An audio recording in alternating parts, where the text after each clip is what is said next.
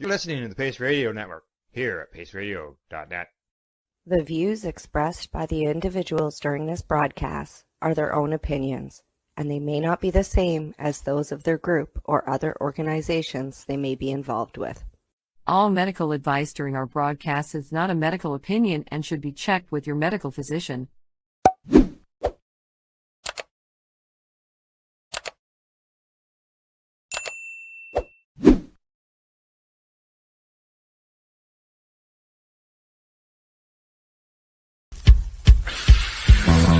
Oh yeah, baby, that's lovely.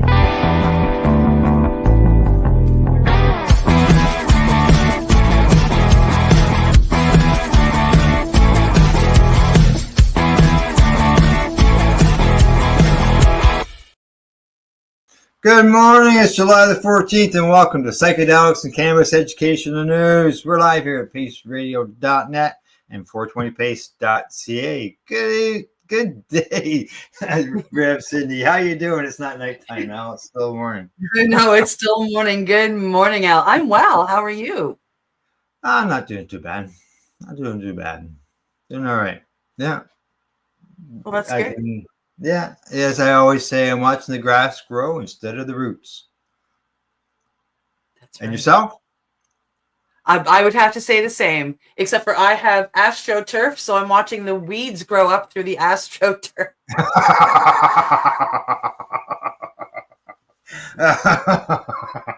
Yeah, astroturf. Yeah, way to go. Well, today, Cindy, I feel like we're going to do a trip around the world with our news because we got stories from England, Germany, Thailand, Australia, Mexico, and of course, right here in Canada. So, Yes. global, covering global news. That's right. Pretty exciting. Yes, exactly. All right, what do you say we get started with our first story of the day? Sounds lovely. There we go. Here we go. Coming to us from StratCan, more than 1 billion in medical cannabis registrations from Veterans Affairs Canada. And I am one of them. There you go. Veterans Affairs Canada reimbursed more than 30,000 kilograms of cannabis for its members in 2024-2025, worth nearly $245 million. Now, since 2011, the program has compensated more than 1 billion, that's B, worth of cannabis to eligible military and other qualified individuals. So that can include the RCMP for more than 143 grams worth of cannabis. Wow, 143 million. Wow, Yes. wow. 1 billion since 2011. Wow. Yeah. The number of veterans covered under the program has continued to increase annually from just 37 of them in 2011-2012 to more than 27,000 this past fiscal year of 2024-25. In the early years of 2011 to 2012, the agency provided 103,424 in compensation for 16,852 grams in that first year, that first 12 months, or its equivalent in cannabis oil. In each year since, except for 2017-18, both figures have increased along with client numbers. Veterans Affairs Canada first decided to reimburse its first veteran for cannabis for medical purposes on compassionate grounds in 2007. The number of veterans reimbursed for cannabis increased slowly in the years that followed, but in 2014, when Health Canada introduced new medical cannabis regulations that made accessing cannabis through the medical program easier, those numbers began to increase significantly. In the 2013-2014 fiscal year, there were 112 veterans authorized for compensation for medical cannabis from Veterans Affairs Canada, with a total of $408,809 paid for 77,012 grams. Wow. By the following year, the numbers of veterans had jumped to 628, and the total grams compensated had increased to almost 500,000, for a total of almost 5.2 million. Over the next few years, those figures continue to increase at a similar rate, from 1,762 veterans in 2015-16 receiving compensation for more than $20 million worth of cannabis to 4,474 the following year. That's 1 year jump, with compensation exceeding $63 million. To address concerns with these increases in late 2016, Veterans Affairs Canada changed their reimbursement policy for cannabis for medical purposes and established a maximum of 3 grams per day limit, up to $8.50 per gram. This likely contributed to the slight decline in 2017-18 in reimbursements to just under 51 million. Although the grams reimbursed continue to increase, they still hold a starting at 3 grams, but are as I have now seen over the past year, they are open to receiving reasons why people need more and have approved it with people that I know. Yeah, it does mention it there, but as they said, they went to a maximum of 3 grams. Up to that point, it was 10 grams that they were. Without even blinking. They just, 10 grams, no problem. Yeah, exactly. I have to fight for your 10 grams. Exactly. By the following year, the number of clients reimbursed, amount, and grams reimbursed all increased again and have continued to do so each year. You can see it right there on that graph, on that chart. Veteran Affairs Canada requires a copy of a medical document completed by a healthcare practitioner and a copy of a completed and confirmed registration document issued by the federal licensed seller in order to qualify for compensation. Yeah. While the maximum daily reimbursement limit is 3 grams per day of dried cannabis or the equivalent in fresh cannabis, edible cannabis, cannabis extracts, or cannabis topicals, there are exceptions made in some circumstances. Purchases are only covered for cannabis sources from Health Canada's Commercial Medical Cannabis Access Program under the Cannabis Act. Veteran Affairs Canada may deny approval of reimbursement when federal licensed sellers are determined to be operating outside the requirements of Health Canada's Cannabis Act or cannabis regulations. The requirements of this policy and or approved provider criteria established by the department and agreed to by the federal licensed seller. In some instances, veterans can also be reimbursed for the purchase of a cannabis vaporizer.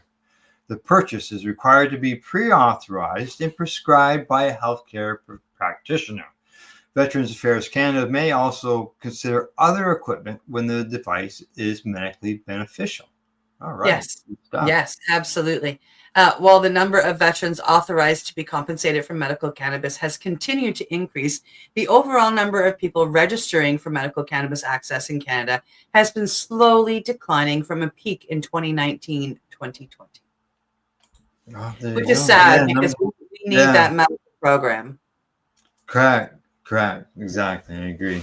It's too bad the numbers are going down instead of up, but I do know that from my own experience this year, it was like 3 months to get a license. So that can be. What? Yeah. Well, actually, I started the process in late January. They rejected my application because I used an older form that was from their website that was still on. Are you talking about for your grow license? Yeah.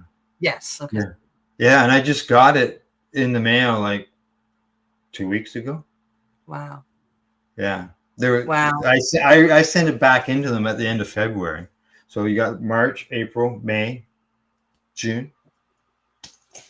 4 months. Yeah. I remember when they were promising us 30-day turnovers. Yeah. And that was a renewal. So, yeah. All righty. We will move on to our next story. Better click on the right button now. Hitting Which the wrong button. we are hopping on the ever famous Pace jet for this story. Here we go. It's ready. Yeah. So, coming to us from International Cannabis Business Conference, Britain's police chiefs urge increased cannabis enforcement. Cannabis remains prohibited in Great Britain, and cannabis for legal medical use continues to be limited to a large degree, despite cannabis prohibition continuing to be a failed public policy approach by every meaningful measure. Law enforcement leaders in Britain are urging a crackdown on personal cannabis possession and consumption. According to the report, it says the country's longest-serving chief constable admits the smell of the drug is a sign of crime and disorder, which makes him feel unsafe. Sir Andy Marsh, who leads the College of Policing, said frontline officers should do something about it. Oh my goodness. Launching a new leadership program for policing, they acknowledged forces were in a foot race for public confidence, and officers can no longer ignore what has traditionally been perceived as the little stuff, the outlet also reported. The comments made by Sir Andy Marsh were echoed by Greater Manchester Police Chief Sir Stephen Watson and Maryside Chief Constable Serena Kennedy. Sir Andy Marsh reportedly also said that law enforcement must listen to their communities and be prepared to take a tougher line. However, public opinion is not in line with the recent comments made by law enforcement leaders. A recent YouGov UK poll asked adults in the UK, would you support or oppose decriminalizing possession of small amounts of cannabis for personal use? A combined 54% of poll respondents expressed support for the public policy change. Only 34% of poll respondents directly opposed cannabis decriminalization in the UK, with 13% being undecided. The most important number there is the majority number, which is 54% is the majority. And that majority support for public policy change. Yes. Interesting. Exactly. In 2022, London Mayor Sadiq Khan established the Independent London Drugs Commission, the LDC, tasking the commission with examining cannabis policies in England's capital city and other jurisdictions. The commission recently published its findings and recommended that personal cannabis possession be decriminalized, a recommendation that Mayor Khan reportedly supports. The report follows detailed analysis of written and oral evidence from over 200 experts and academics from London, the UK, and all around the world. Lord Falconer and his deputies were assisted by leading experts from criminal justice, public health, community relations, and drug policy, and supported by academics from the University College London. The London Drugs Commission stated about its methodology. And the commission states in its report, inclusion of cannabis as a Class B drug in the Misuse of Drugs Act is disproportionate to the harms it can pose relative to other drugs controlled by the Act. The sentencing options currently available, especially for personal possession, cannot be justified when balanced against the longer-term impacts of experience of the justice system, including stop and search or of serving a criminal sentence can have on a person. Sir Sadiq Khan said current rules cannot be justified, adding that the commission's findings had provided a compelling evidence-based case for decriminalization. Yeah. There you go. Yeah. Interesting. Exactly. And, it's not the first time. There was a Dr. McNutt, I think his name was David McNutt. He also recommended years and years ago that they have to change the stance. He actually something from Class B to a different class of drug that he recommended that the UK goes to, and basically he got laughed at. They said it was a bad decision. It was not good. So here's another report saying the same thing, and will it just be collect dust on the shelf somewhere in the UK and be ignored? Let's hope not. Yep, exactly. I just had to run and let the dog out. You may see me run again when she barks to get in. Okay, all right, not a problem. All right. There we go. I got the next one all lined up and ready to go. Excellent. We are heading to one of my favorite spots, talking about one of my favorite things. These toads have psychedelic powers, but they'd prefer to keep it quiet. Yeah, I'm sure they do. It looks much like any other toad. It's plump and green with warty brown spots and vibrant golden eyes. When threatened, though, the Sonoran desert toad does something extraordinary. It secretes a powerful psychedelic compound from specialized skin glands. But that potent chemical defense might now be a liability for survival because of a spike in interest in psychedelic medicines. Mm-hmm. Yes. Trapping in Mexico has decimated several populations of the amphibians and has sent others into steep decline, according to new findings presented at Psychedelic Science, which is a psychedelics-themed conference held in Denver, and it was just held last month in June. In just over a decade, we've put this species at risk of extinction in the name of healing and expansion of consciousness, says Annie Oritz, who's a clinical therapeutics lead at the USANA Institute, which is a nonprofit research organization based in Madison, Wisconsin, that focuses on psychedelic medicines for medical use, combined with habitat loss and other anthropologic threats like climate change. Widespread toad abuse, and that is what it's coming down to, is creating a triple whammy for this species, she said.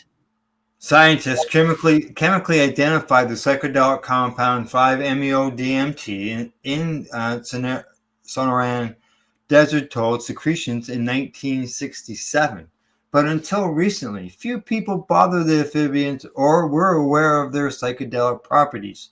That changed in 2014, Dr. Ortiz says, when U.S. media outlets and others began publicizing the fact that the toad's dried secretions could be smoked to induce a brief but intense high. Many of these accounts also perpetrated a false narrative that toad medicine was an ancient practice of indigenous tribes living in the desert, but no evidence supports this claim, says Dr. Ortiz, who conducted research on the molecule as part of her dissertation of the University of Wisconsin, Madison. But, yes, it was actually an American man by the name of Ken Nelson that first smoked toad venom. Yep. Go ahead. Yeah. But as stories about the medicine spread, 5-MeO-DMT became an increasingly popular for-profit offering by self-described shamans, New Age healers, and underground practitioners around the world. Toad churches where people could go smoke the compound also began popping up around the United States, including in California, Minnesota, Texas, Wisconsin, and other states. In the United States, 5-MeO-DMT is mostly banned as a Schedule I controlled substance, defined as having no currently accepted medicinal use and a high potential for abuse. But some groups secured a legal carve-out under the Religious Freedom Restoration Act by declaring the medicine a sacrament, Dr. Ortiz said. To supply the growing market, more and more foreigners began showing up in Mexico asking for toads, says Dr. Ortiz, who grew up in the area. This led to locals seeing it as an economic commodity. Many Mexican ranchers now amass toads, keeping them in buckets and bags to sell it to foreigners to take back home. The animals suffer appalling injuries and stress from being kept in captivity and repeatedly milked for the secretions, says Dr. Ortiz. Yeah. I could go on about this. This was a few classes when I was in school learning about the actual toad, proper ways to harvest it, and the wrong ways to harvest it. And sadly, more people are into the wrong way, and it's been really sad to see. Yeah, exactly. The species currently has no protections in Mexico and is listed as being of least concern on the International Union for Conservation of Nature Red List of Threatened Species. Dr. Ortiz feared that the pressure on the toads was creating a serious new threat, though, and so she reached out to Georgina Santos Barra, a professor at the National Autonomous University of Mexico, to collaborate on a conservation assessment. Yeah, I hope they do, and I hope it works. Between 2020 and 2024, they conducted annual nocturnal visits to 9 sites in Sonora State and one in Chihuahua. In total, they found an estimate 400 adult toads and 2,000 juveniles. At least 3 major populations seem to have disappeared, and several others appear to be in serious decline. That's so sad. The toads the researchers did find were also significantly smaller than ones observed in years past. This is concerning, Dr. Ortiz said, because large toads have the greatest reproductive capacities. The right conditions were there, she said, but the big specimens were just gone. Yeah. Sonoran desert toads, which are also known in the United States as Colorado River toads, play key roles as both predators and prey. As the population declines, I'm sure we'll observe big ecological problems, Ms. Santos Barra says. Already, she and Dr. Ortiz have heard anecdotal evidence that crop-eating insects have surged in recent years. The toads are not there. So these bugs are not being kept in check, Dr. Ortiz says. Yeah. Once Since their findings... Go ahead. Once their findings are published, Ms. Santos and Dr. Ortiz plan to ask the International Union for Conservation of Nature to adjust the toad's conservation status. They hope this will also lead to Mexico issuing national protection for the species. Yeah, I truly hope so. Mexico is something they've been, the people who support the toad and are in this realm have been trying for a while. The United States has already nominated the Sonoran Desert toad to be subject to international trade regulations under the Convention of International Trade in Endangered Species of Wild Fauna and Flora. It will be voted on in November. But protections and trade regulations can only go so far, Dr. Ortiz said. What is really needed, she said, is to persuade psychedelic users to turn away from toads, or to at least, one of the things that we were taught is, the toads can't move very far. So the people that own the land that the toads live on should be the ones that gather the medicine. And then they know what they're gathering. And then when they're released back into their natural habitat where they were just literally picked up from. And that gives that toad a good 90% fighting chance at being fine. And what's scary is like the harvesters, they go out with lights and they'll run over a number of toads before they get to like the big population, and then they'll take them all and they'll take them back to their home to do what they do and harvest them. And then they'll harvest all of the glands instead of just 2 of the 6. And then they'll release them back into a place that they don't know, which leaves them with no defenses. They're not in their natural habitat. And even that little tiny change of 100 kilometers can kill that toad. It's a big change for a couple 100 kilometers. Is a big change. That's for sure. Yeah. That's for sure. Okay. Now, the United States has already nominated the Sonoran toad. I think I read that. Yeah. Yes, you did. Yeah. And the second one, you're down to synthetic MEO DMT, identical to the natural version, is available. And Dr. Ortiz says the molecule can also be extracted from certain plants. Yet many practitioners insist that toad-derived secretions are preferable because they are natural. Dr. Ortiz says some also insist that the secretions contain other chemicals that contribute to the experience. Yeah, which is bufotein. But it, for the amount that's in there, it doesn't make that much of a difference. I've done both medicines, the natural and the synthetic, and I can tell you beyond a shadow of a doubt that you don't need the extra chemicals. In fact, the other compounds the toads produce are cardiotoxins with no mind-altering properties, according to Dr. Ortiz. There's no added benefit for using secretions. And the only one that's in there is bufotein. And as soon as you add heat to 5-MeO DMT, it starts there is some of it turns into bufotein. So you get that with the actual extract of 5-MeO as well. And there are Okay. cardiotoxins as part of the natural substance that can, if for somebody who has breathing issues, they shouldn't be using it. No, because people always look at synthetic as being, a negative. But it Yeah, sounds well, like in this version, it's really different. it's different. Yeah. It's very different. The people, it's kind of like LSD. The people who created LSD from the ergmont fungus, it's now created in labs, but it was a vegan, what we call a vegan scientist, somebody who is out there creating it for love, not for profit. And that's a big, huge difference. So when the scientist that stepped up and created 5-MeO DMT, he was like, it's being created to save the toads, not created to make money. Yeah. And and therefore there's more love and more attention put into it. So like the 5-MeO that they extract it from melatonin in the lab, so it's not actually synthetically made, it's synthetically pulled. So it's quite interesting. Like I said, it was a big part of my education, learning about what these toads go through. And if you do want to have some of the natural source, the best places to get those natural sources, so you're getting it from a family that actually gives two flyings about the toad and are, gathering the medicine the right way. Correct. Yeah, not doing it in a harmful way. Yeah. Yeah, exactly. Yeah. All right, on to our last story before we go to break.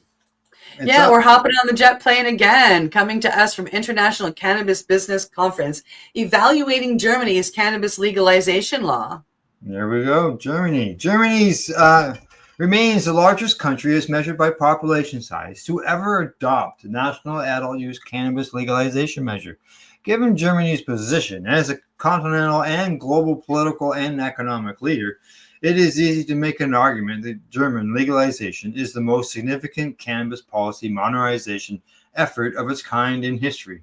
While there are various ongoing evaluations of Germany's CanG law, the evaluation of the Consumer Cannabis Act is a very good prominent one that domestic lawmakers are following as they continue to consider potential updates to German cannabis public policy.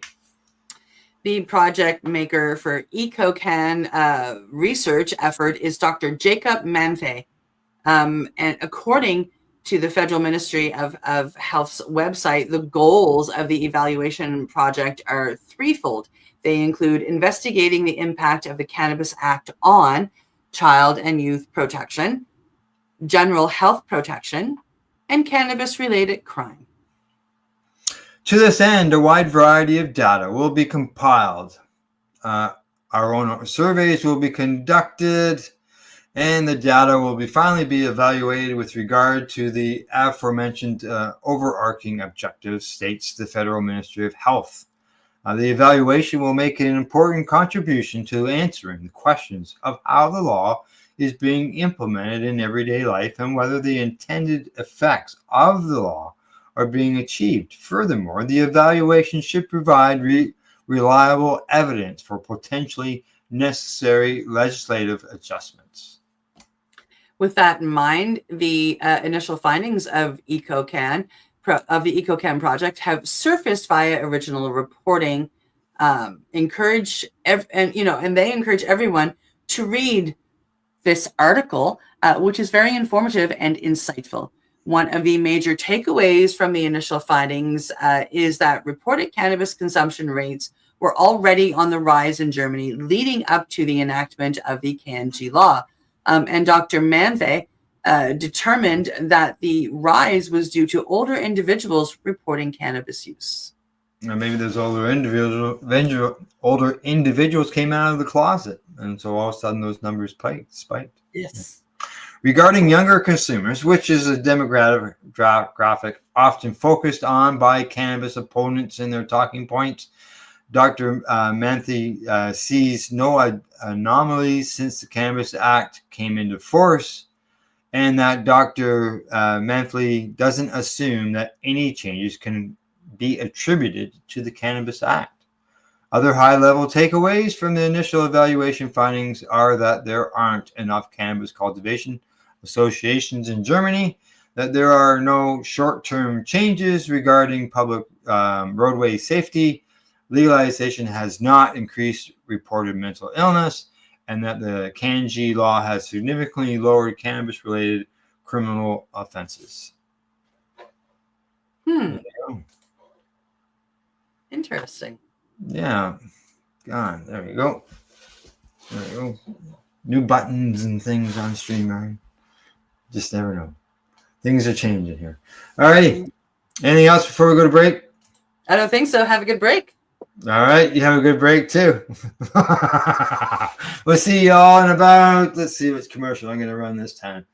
See you in about 2 minutes and 43 seconds. You're watching Psychedelics Cannabis Educational News. We're live here at paceradio.net and 420pace.ca. You're listening to the Pace Radio Network here at paceradio.net. Campbellford Lifestyle Shop. Open Monday to Friday from 10 till 7 p.m. or by chance. Check out our flags, our t-shirts, plus our hats. And look of that supply of rolling papers, plus much more. We've got bongs and your favorite herbal vaporizers.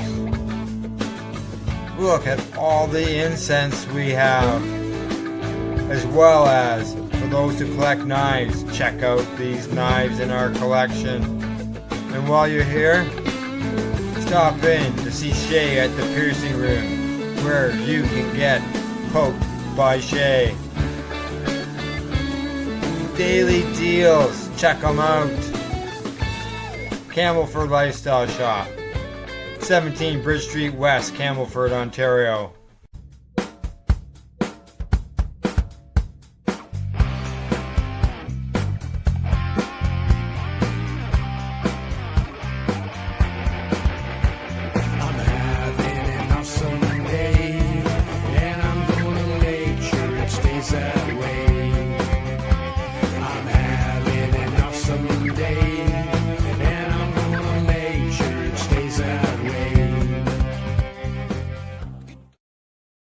Limestone City Hydroponics is Kingston, Ontario's hydroponics shop. Take your growing to the next level and create the optimal environment with a tent kit, or maximize your yield with an ebb and flow flood table kit. Either way, Limestone City Hydroponics has more sizes and options to fit your needs. Are you looking for the power of the sun that adapts to your budget? Then look no further, as they have professional grow lighting. They have indoor grow systems that are easy and cost effective, with many options to fit your living space and lifestyle. Cultivate your growing potential. We have everything you need to succeed. And if you can't make it to the store, they offer local delivery to the greater Kingston area. Remember, when you're looking for experts to help you grow, then look no further than the locally owned Limestone City Hydroponics, 105 Sunderland Drive in Kingston, Ontario. Call them at 613-548-0420. Rerolled Saturdays. Check it out. Nothing but non-stop cannabis and psychedelic programming. Find it at 420pace.ca. You're listening to the Pace Radio Network here at paceradio.net. Hey, we're live. We're back. You're watching Psychedelics and Cannabis Educational News. What are you smiling at? I decided to try and eat a small muffin during the break, and I'm still eating when we come back, and it was funny. Yeah, that happens. That happens. It's not the first time. Won't be the last time. Okay, we got 4 more stories to cover to finish up things for today. And I'll get the next one ready. Just making sure that you get that drink down. You ready? I'm good. All right, let's go. She's up. Okay. Coming to us from the Sudbury Star. You heard us talk about this last program. Many, or at least the shop that is mentioned, many seeking magic mushrooms for therapy advocacy group.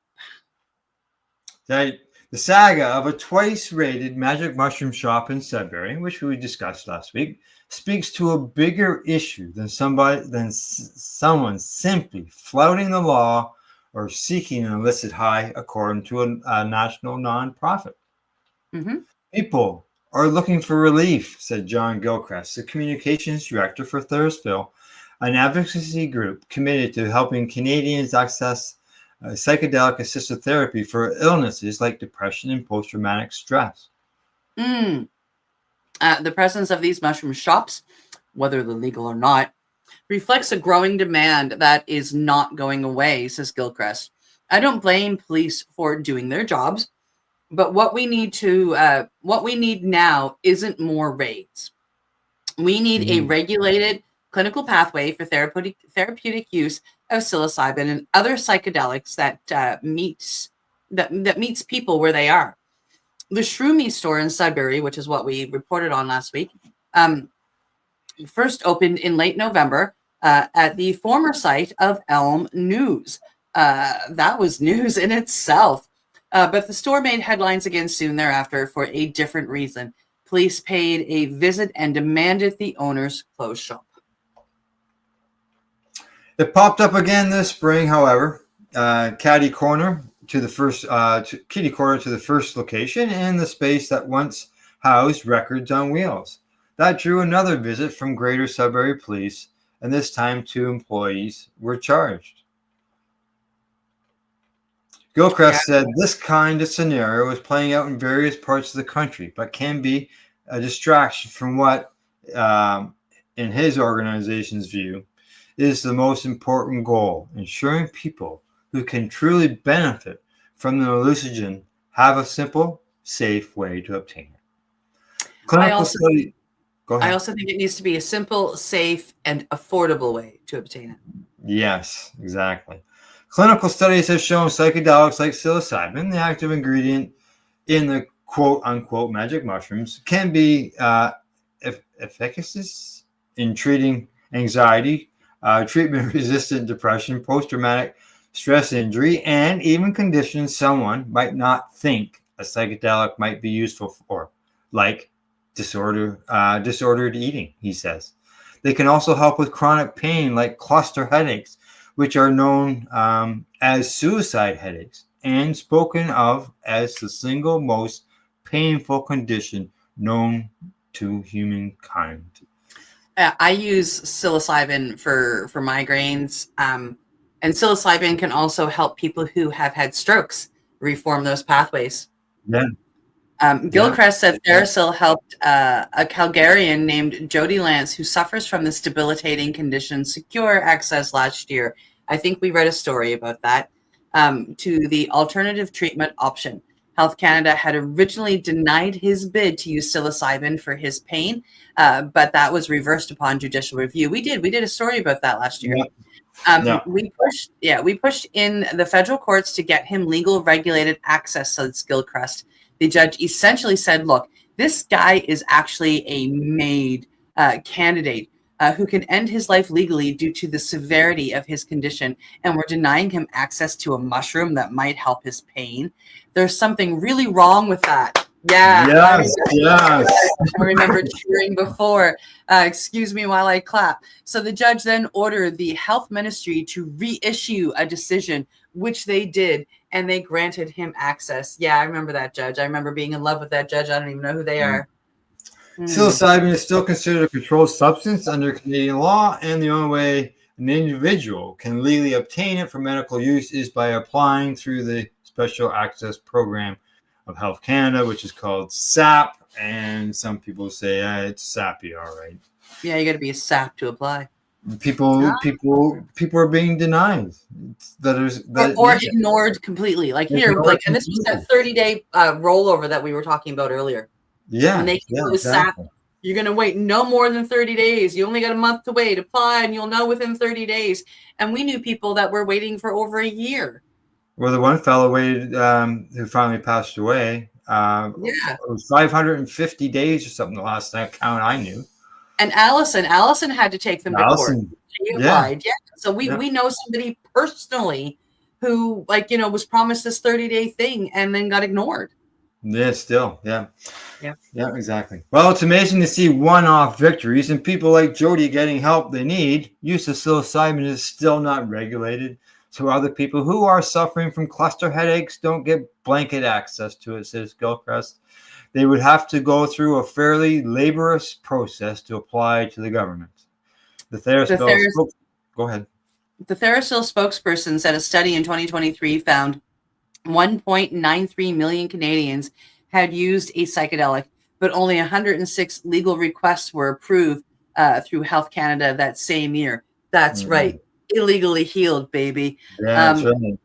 Yeah, obviously not everyone is seeking out mushrooms as medicine. A lot of people would be after a recreational high or spiritual epiphany, which is still medicine, to be honest. When you use it, it doesn't matter. It's still going to have medical purposes, right? When it gets in there, it's still going to work. But that contrast is still really stark, says Gilchrist. We see so many people who want access but don't fit a very narrow patient population that Health Canada has deemed acceptable. Yeah. Someone who suffers from depression, for instance, needs to prove with documentation from a physician that they have exhausted all traditional means of treating their condition before they will be considered eligible for use of psilocybin, known as Gilchrist. That sounds like the cannabis patients as well. They have to try everything before you get to the cannabis end of things. They would have had to have tried and failed at least 2 selected serotonin reuptake inhibitors or SSRs, and we've also seen people denied because they haven't tried other things, including electric shock therapy. What? I'm sorry. The idea that people might have to endure seizures to their brain before assessing a mushroom seems a little backwards. It sure hell does. Yeah, not even just a little. Electric shock therapy is acceptable, but mushrooms aren't. Apart from its established potential as a treatment for depression, anxiety, and PTSD, recent studies through James Hopkins University in the U.S. indicate freaking pop-ups right in front of what I was reading, indicate end-of-life patients can get great relief from existential distress through just 1 session of psilocybin-assisted therapy, noted Gilchrist. The rapid proliferation of shops like Shroomies, not to mention the male owner suppliers of psilocybin products, may point to the public appetite for psychedelics, but at present, it's a bit Wild West. Yeah, exactly. Gilchrist goes on to say, there's no clear regulatory alternative and police enforcement is uneven. So the result is a de facto gray market. Mushrooms are accessible, but unregulated, untested, and unsupported. As an organization, we don't want Canadians relying on online vendors or street-level products because you have no idea what you are getting into. A lot of it sounds, yet again, like the cannabis end of things. Yep. So, yeah. Yep. Instead, TheraSil wants to see psilocybin decriminalized, but properly managed like cannabis, so people don't need to go through these illicit sources, he says. Yeah. Above all, the nonprofit wants to make sure it's available to people affected by pain and psychological issues that could be alleviated by a dose of the natural substance if administered with expert guidance. The patients were supporting all those with severe physical and mental health issues, he said. So we're advocating for supervised access to psychedelics with support from trained healthcare professionals and clinical studies. There you go. Sounds like those clinics that we're seeing come up in the U.S. and other places as well. Yep. Yep. So, all right. Is that your puppy? Got a puppy there? This is my little puppy. Yeah. My elder dog. Yeah. Feeling better? I think she just had a little bit of an Alzheimer's moment. She didn't know where she was. So I'm giving her love and letting her know that she's okay. All right. Good stuff. All righty. On to the next story. Here we go. On to the next story. Coming to us from StratCan. Provinces beginning to loosen grip on alcohol sales, but cannabis remains tightly controlled. Why? Even as provinces discuss opening up direct trade of some alcohol products across Canada, cannabis sales remain under the tight control of provincial authorities. Most recently, 9 provinces and 1 territory signed a memorandum of understanding to allow direct-to-consumer alcohol beverage sales with other participating Canadian jurisdictions. Only Newfoundland, Nunavut, and Northwest Territories have not yet signed on. The plan is expected to unfold fully by mid-2026. The move, while part of a more long-standing effort, has gained considerable headwinds in the wake of recent efforts in Canada to increase domestic and international trade options following U.S. President Donald Trump's efforts at stoking a trade war with Canada. But while the provincial rules around alcohol sales are beginning to loosen, the province's grip on their respective jurisdictions' cannabis sales remain as tight as ever, despite being managed by the same or similar provincial agencies. Yeah, good question. Like alcohol, provinces and territories have control over the distribution of sales of cannabis within their borders. Agencies like the Alcohol and Gaming Commission of Ontario and the Alberta Gaming, Liquor and Cannabis and British Columbia's Liquor Distribution Branch oversee both of these products, along with others in a similar fashion. This means managing which products are available for sale in each province, as well as the warehouse that stores these products prior to their shipment to retailers. Similarly, Go ahead. In 2024, British Columbia and Alberta signed an agreement allowing BC wineries to ship their products directly to Alberta consumers. Saskatchewan and BC have in the past allowed a limited form of direct-to-consumer sales and shipping of wine and craft spirits from producers to other provinces as well. Manitoba is the only province that has long allowed these types of sales entirely.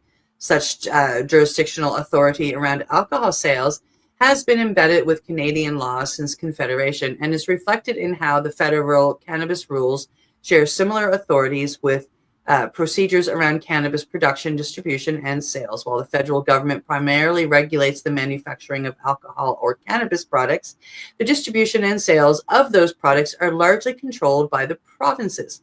A 2012 court case helped solidify that control. As such, the only cross-provincial sales for cannabis are through the federally regulated medical cannabis program, where those with authorization from a doctor can purchase directly from a cannabis producer and have their product shipped to their home from anywhere in Canada. When the Federal Cannabis Act and cannabis regulations were written, a caveat was created that said the residents of any province that did not have a distribution or sales system in place by the beginning of cannabis legalization would be able to purchase cannabis in similar method. This did not come to bear as each province put such a system in place in time. The economic benefit of these kinds of cross-provincial sales is unknown. But in 2019, then Federal Minister of Intergovernmental and Northern Affairs and Internal Trade, Dominic LeBlanc, said that removing barriers to trade between provinces and territories fosters economic growth, reduces the regulatory burden on our small and medium-sized businesses, and creates good middle-class jobs across the country. Such changes to provincial cannabis rules could have similar benefits, with cannabis being a comparable sector to alcohol in terms of the GDP.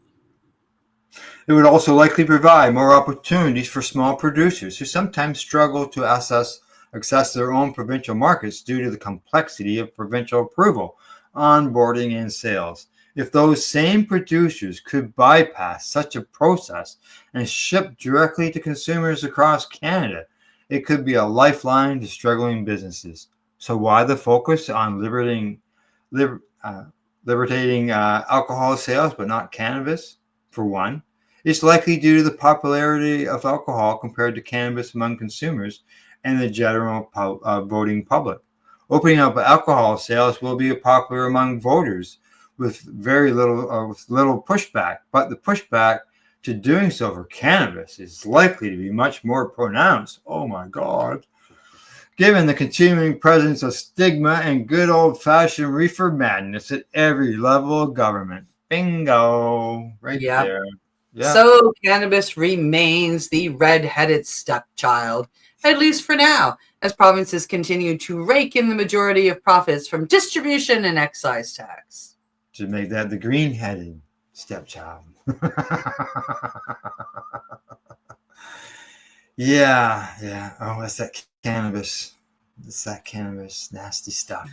That terrible stuff. It's too bad that they keep believing all their own stories, but well, they have to. Yeah.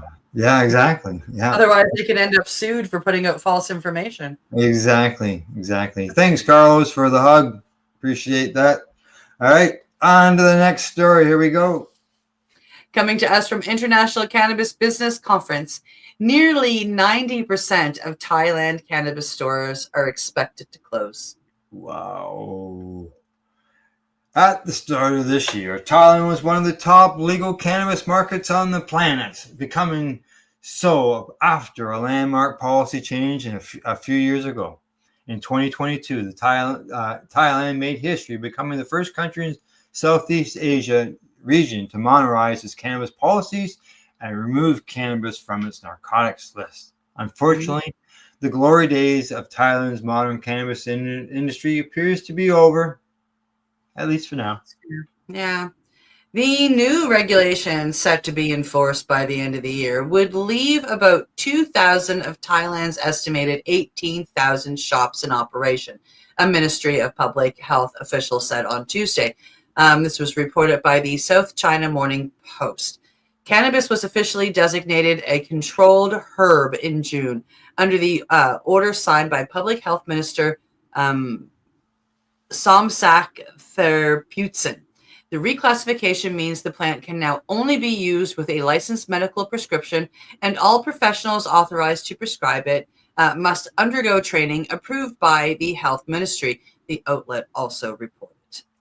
Some international cannabis media coverage has framed the recent public policy changes in Thailand as proof that Thailand's cannabis industry experiment did not work as designed. However, a basic review of Thailand's approach in the last few years demonstrates that the industry did work as designed by the last government, and that recent changes are actually a result of a new government taking control of the country.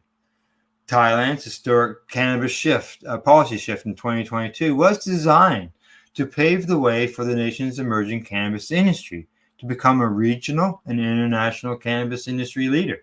Every household in the entire country could sign up initially to legally cultivate low THC cannabis plants, which a reported 1.1 million citizens of Thailand had done at one point. During Thailand's historic change in 2022, the nation's public health minister indicated that there would be no plant limit for the government's cannabis cultivation program. Thailand's government also gave away over 1 million cannabis seeds directly to households that signed up for the program. A broad spectrum of government agencies in Thailand agreed to do their part to push the nation's emerging cannabis industry forward.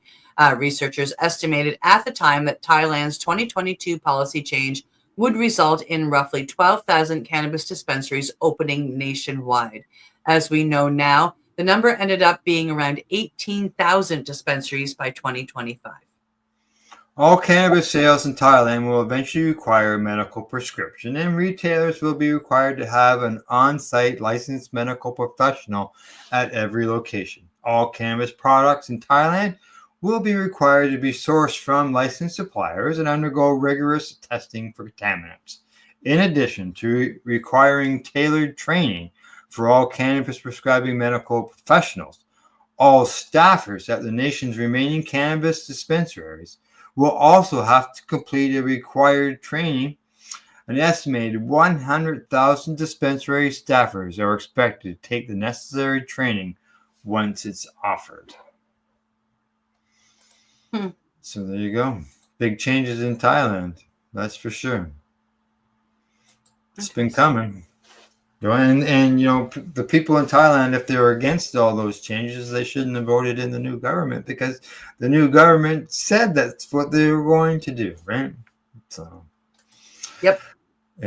All right, moving on to the last story of the day. Here we go. It is ready.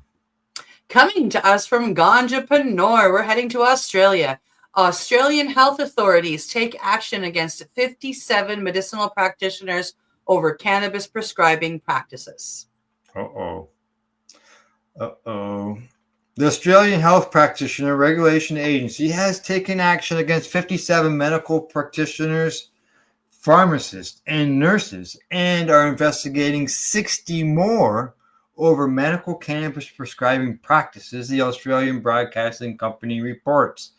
The AHPRA found 6 practitioners who issued more than 10,000 medical cannabis scripts over a 6-month period, including one who issued over 17,000 in one working day.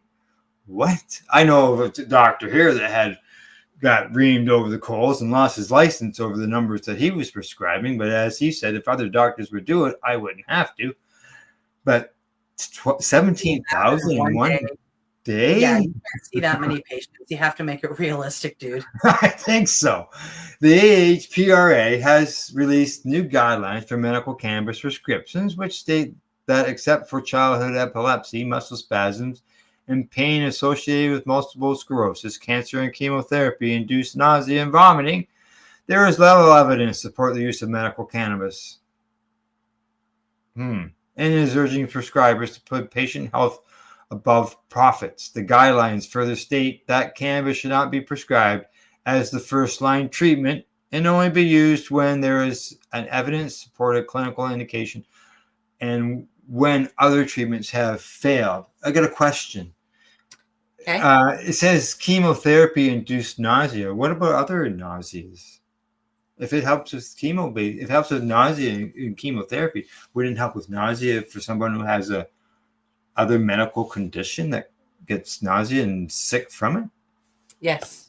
And I know it helps with me. But I mean, that's the way it was here at first too. Like, I mean, it was prescribed to cancer patients who were going for chemotherapy to help with their chemotherapy upset, and that was it. Like no other very short list. Yeah.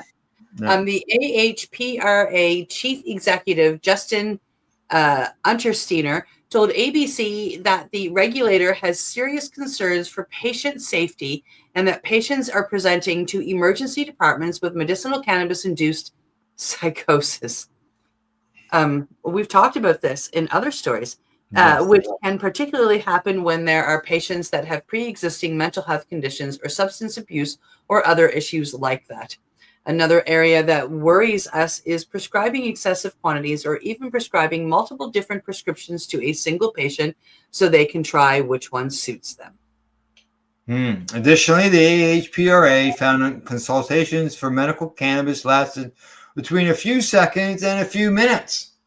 Prescriptions by patient request, not fully assessing patients' substance abuse histories, prescriptions for individuals under 18, excessive prescribed quantities, failure to check the real-time monitoring system, not coordinating with the patient's other practitioners, self-prescribing or prescribing for family members, and practitioners only prescribing products supplied by companies they are associated with.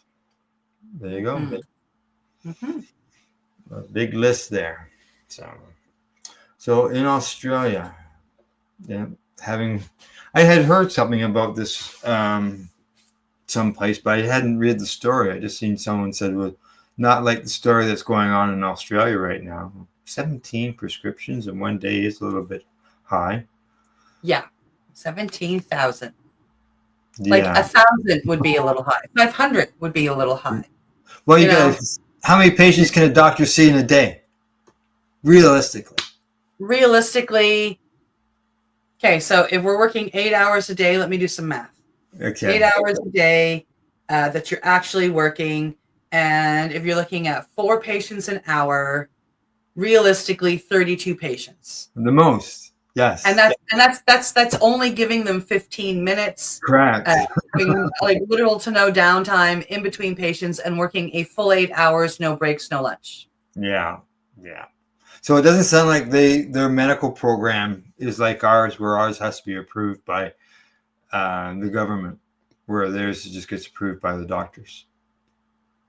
Ours don't mine doesn't need to be. Your grow license needs to be approved by the government. Right. Possession license doesn't need to be approved by the government. That's true. Yeah, you just get it through the. Yeah, so like that's the way I've always gone. I've always grown. I haven't gotten it any other way. Yeah, well, you see, like I have a prescription for having it, but I don't. I mean, I very easily could get my grow script, but I've got no place to grow. So Yeah, it's pretty hard to grow on AstroTurf, isn't it? they're very hard to grow. Well, actually, no. You can As put the pots. it's actually quite easy to grow weeds on the outskirts of the AstroTurf. The Well, great thing you know, about it's- AstroTurf is as soon as the snow is gone, I've got a beautiful lawn. That's right. That's right. And yours lawn doesn't look like everybody else's lawn right now, where it's burnt and dry and crispy. Right? No, Yeah. mine's nice and soft and green. It's really pretty. I don't have to mow it. It's great. It's great. Good stuff. Yes, exactly. All right. Time for us to say goodbye. Anything else before I do that?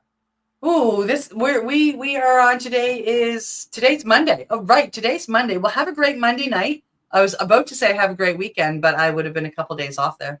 Yeah. Yeah. Hope you had a great weekend and hope you have a good week. You can do it that way. Right. All right.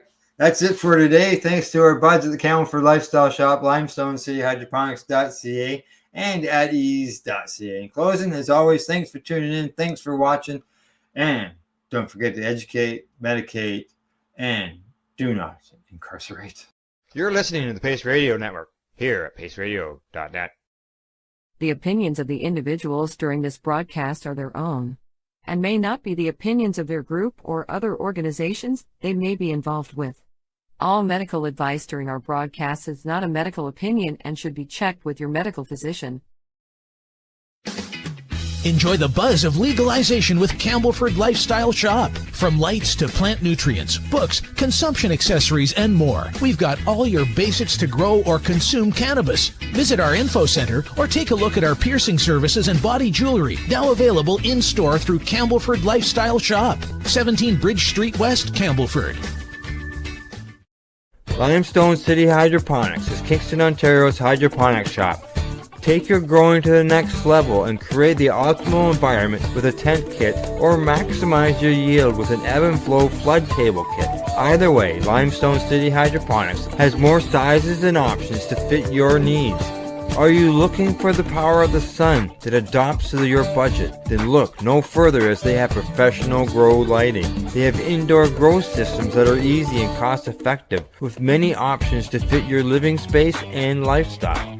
Cultivate your growing potential. We have everything you need to succeed. And if you can't make it to the store, they offer local delivery to the greater Kingston area. Remember, when you're looking for experts to help you grow, then look no further than the locally owned Limestone City Hydroponics, 105 Sunderland Drive in Kingston, Ontario. Call them at 613-548-0420. We are people advocating cannabis education here at paceradio.net.